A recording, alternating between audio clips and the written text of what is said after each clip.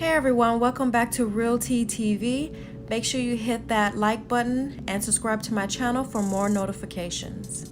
R. Kelly is currently facing 10 counts of aggravated sexual abuse in Cook County, but they recently added 11 additional felonies. And so I'm going to read some of these charges that they filed on Thursday. It says that there's 2 counts of criminal sexual assault, 4 counts of aggravated criminal sexual assault, and 5 counts of aggravated criminal sexual abuse. It says that he is accused of committing an act of sexual penetration on a victim listed as JP. We all know that JP is Jerhonda Pace. By the use of force or threat or force sometime in January 2010. He's also accused of forcing contact between his penis and his alleged victim's mouth.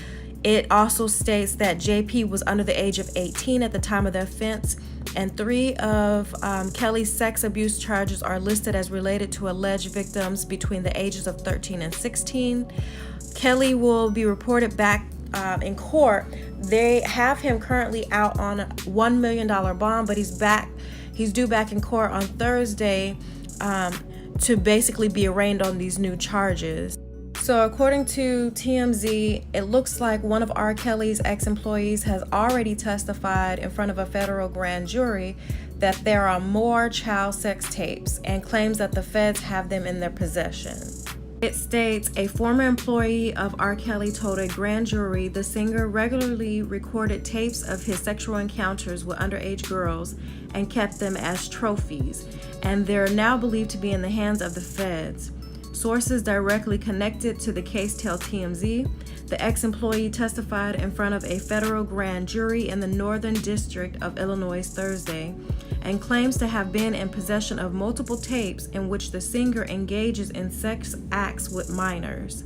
We're told the former employee told grand jurors R. Kelly paid a large sum of cash to the employee, and in return, the employee handed a tape over to the singer. We're told, however, the tape in question ended up in the hands of Cook County State's Attorney Kim Foxx. Our sources say the ex-employee testified they gave the feds several other child sex tapes featuring Kelly.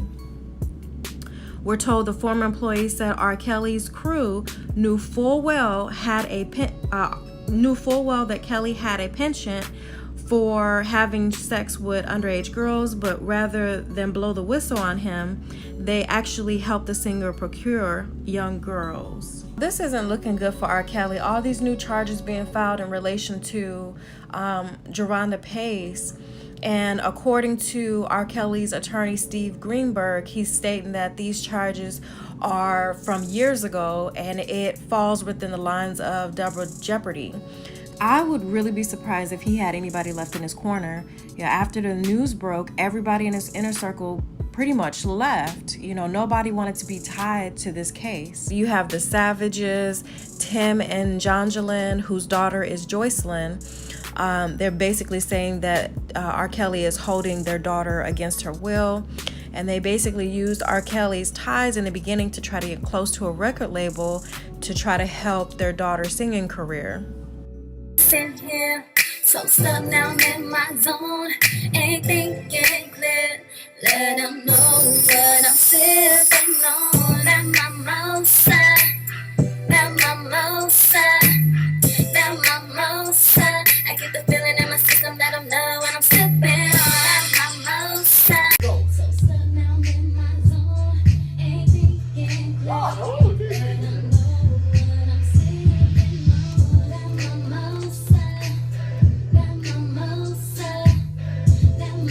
Then you have Faith Rogers, who was 19 and claims that R. Kelly gave her herpes during a sexual encounter on the first night. Next up is Lisa Van Allen, who was 17 at the time of a 9-year relationship, which she deemed controlling with R. Kelly. She got pregnant in 2000 and later had an abortion. She also admitted that she had a sexual encounter with R. Kelly and a 14-year-old girl who was later identified as Sparkle's niece. Now there's Jerhonda Pace. Jorana Pace was about between 13 and 14 years old when she attended the R. Kelly trial in Chicago years ago. She was 16 years old during their first sexual encounter. They had a relationship that lasted about 8 months. And she was the one who came out and was saying how R. Kelly made his girls sign what I deem as blackmail or guilt letters that he would use against them if they ever spoke on their relationship. And she also wrote a book, A Life Beyond Abuse. I plan to read it. I'm not telling you guys to, and I'm not reading it based on the fact that I believe her story. I am being neutral in the situation, and I just want to get all sides of the story.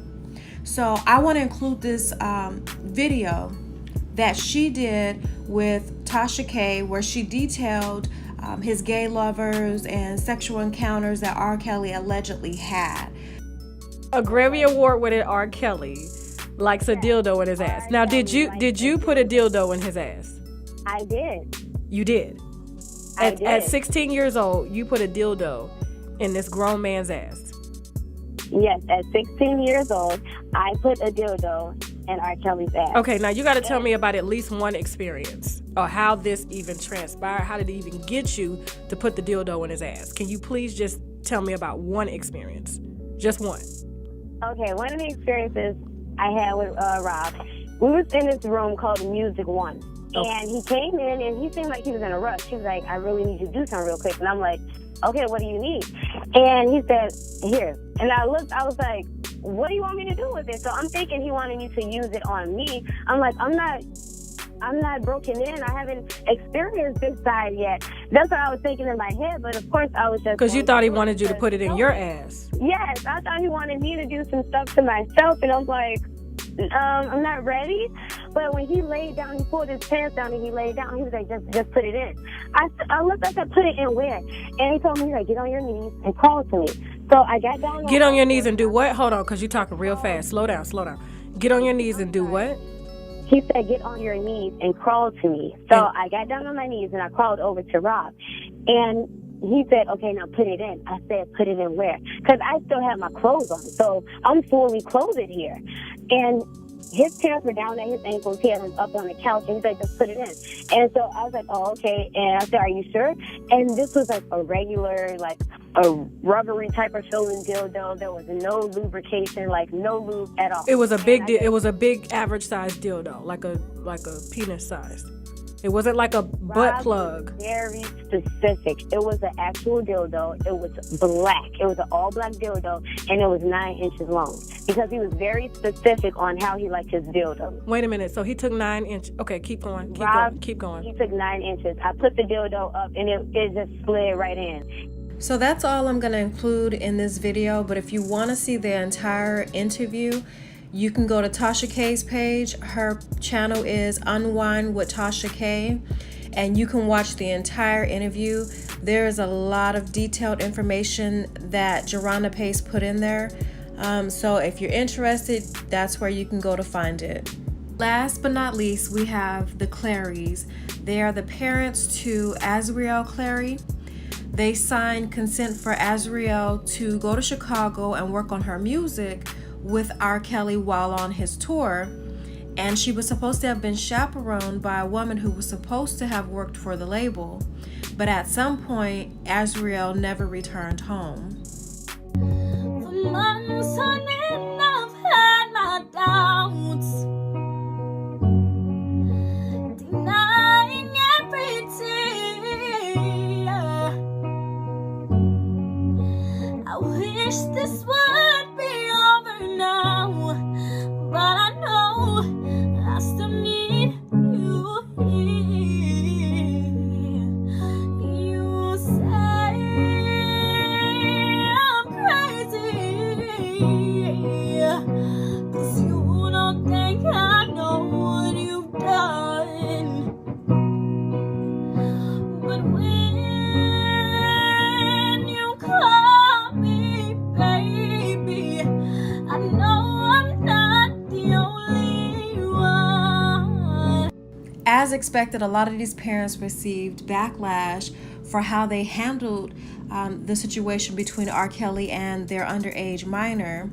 A lot of them have addressed the situation, but I really have a lot of respect for Angelo Clary because he really has taken ownership and responsibility for what he did wrong and how he could have done things better.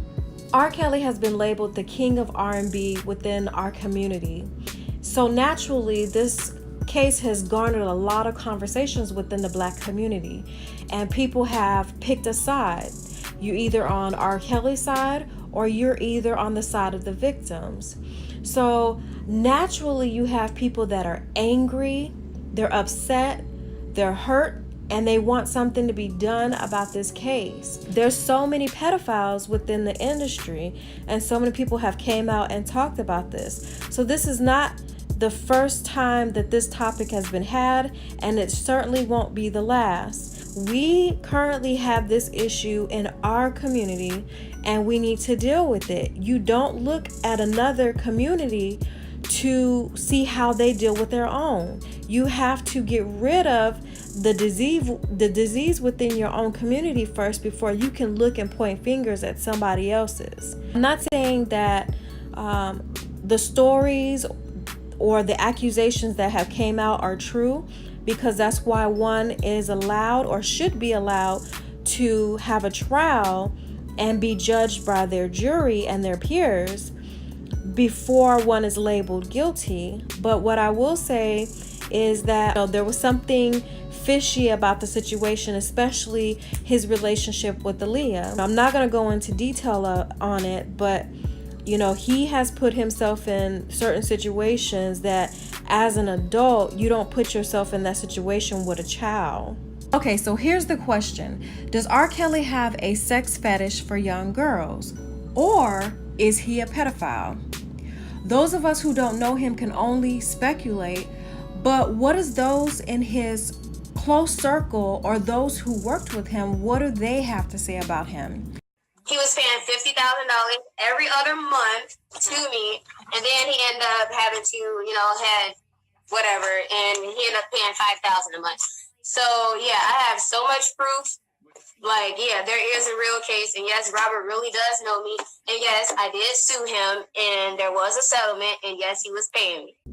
Did any of the women that claim to be victims take payment from R. Kelly to withhold any information of a crime?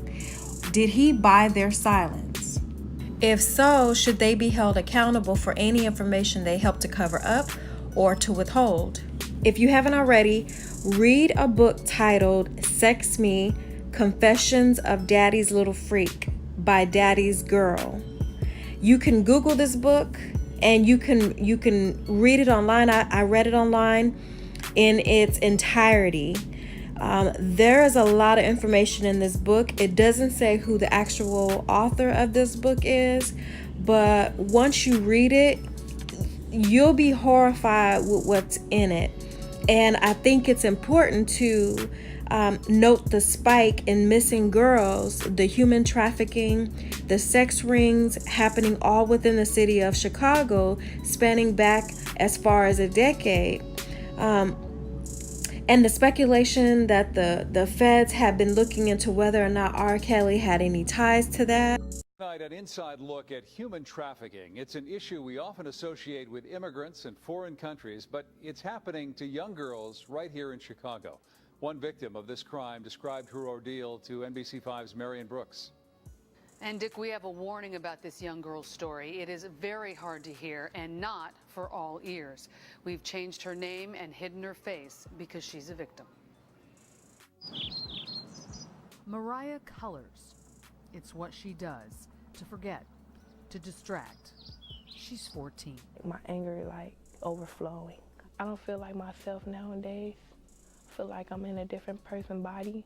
Sometimes I feel like I shouldn't be on this world. In May, Mariah went to a party with a friend, but she never made it home. She says she was kidnapped and drugged. I blacked out. I didn't know what was going on. And I kept asking, where am I? And they didn't want to tell me. And I knew something wasn't right from the beginning. But she couldn't get away. She says she never knew where she was. She was moved several times, and she said she was beaten again and again. Mariah's mother. She went 2 weeks of getting beat up because she didn't want to sell herself. They was bringing like older men, like in their 50s, down in the basement. They wanted her to give them oral sex, and they wanted to do things to her, but she didn't want to do it. Every time she said no, they beat her up, they choked her, they drug her. And there were others. It was me and like 3 or 4 more girls. One of the girls, she didn't live because she didn't want to participate of what they was telling her to do. You're saying they killed her? Yes. How did you know that they killed her? They did it in front of me. It's horrific, but it unfortunately is something that we've seen. Cook Cook County State's Attorney Anita Alvarez has championed the cause of victims of human sex trafficking like Mariah. She's authored a new law that allows for wiretapping of suspected pimps, and just last month charged 10 people with trafficking in girls as young as 12. Mariah may not be connected to those accused. There's no known arrests in her case, but cases like hers are all too familiar to Alvarez. The general public tends to think that when they hear the words human trafficking, that that's something that happens in another country, that it doesn't happen here. It does happen here, and there are many vulnerable children in our own city that are being exposed to this. Alvarez says it's happening all over the city, and gangs that might have fought over drug territory are coming together to traffic in women and young girls. Different gangs kind of working together, sharing girls or selling girls. I think the gang members have figured out that, hey, this is pretty lucrative for us. Very lucrative. A 2010 DePaul Law School study of 25 former pimps found some could make as much as $500,000 a year, and they were always on the hunt for new recruits. One pimp telling researchers he would, quote, clean house every 6 months. I just want my baby to be happy again. Mariah was missing for almost 3 weeks, but her mother never stopped looking for her. She found community activist Andrew Holmes and private investigator Carlos Rodriguez, and together they were able to rescue Mariah. When they found her, she was on the street. All right, guys, so tell me what your thoughts are. Do you think that these women set R. Kelly up from the beginning and they're working together to help take him down? Or do you think that it's just time for him to be held accountable for the things he has done? Thank you guys for listening. Before you leave, make sure that you hit that like button and subscribe for more notifications. I must state that R. Kelly and his legal team denies all accusations against him and are looking forward to clearing his name. Any information or clips used within this video is solely for educational purposes only, which falls underneath the fair use law. Such uses can be done without permission from the copyright owner and would not be considered infringement.